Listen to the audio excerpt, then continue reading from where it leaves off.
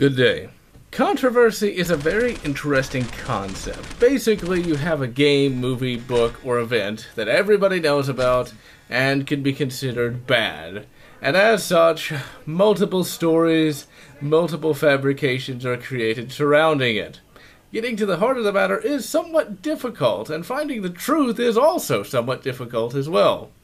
Thankfully with the game, that's fairly easy. We all know that Mortal Kombat did not corrupt the youth because they were fighting each other. And Postal 2 is not the gore fest that's so morally reprehensible that everyone says it is. No, in all reality, Postal 2 is just a somewhat generic first-person shooter.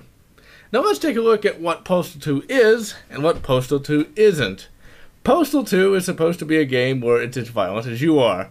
And that is exactly correct. The game is as violent as one can be. But that's the thing, you don't have to be violent in this game at all. In fact, you can go throughout this entire game without killing a single person. It's relatively difficult, but it can be done. Also, the game does not tell you to be violent. The game gives you a list of innocuous objectives and you have to complete them. Now, these objectives range from collecting signatures to buying milk. At no time does it say massacre the entire town and then urinate on their corpses. So, in that, this game is no more violent than, say, Fallout 3 or any of the Grand Theft Auto games. You can be violent, but you don't have to be. And with that being the case, how is this game bad in any way? Because if the logic used on this game is valid, then you have to use that same logic on, say, a game like Fallout 3. In that game, you can be as violent as you want to be. You can shoot random villagers, you can detonate a nuke in a town. Now this game could actually be considered somewhat less violent than Grand Theft Auto, because in this game you don't get an objective of kill X amount of people to progress. You don't have to kill anybody, and there's no objective saying you have to.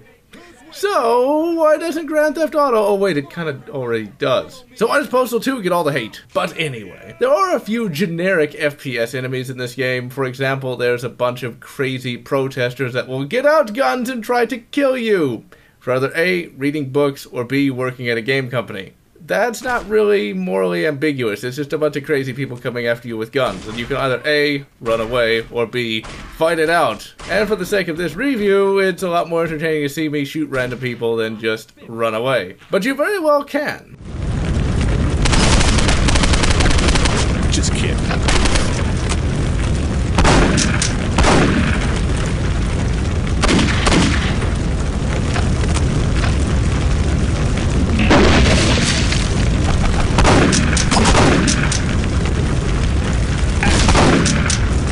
Now, the Postal Dude character is not really all that popular, and that's actually probably pretty good because he's really just a slightly more generic and slightly more cynical version of Serious Sam.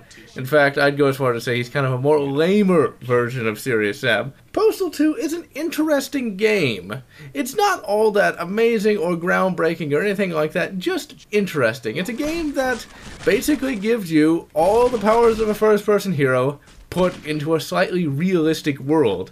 And it basically says, if you want to complete the objectives, go ahead. Or if you want to kill everyone, you can do so too, but that means you're the bastard for doing it. And with that, this is John, signing off.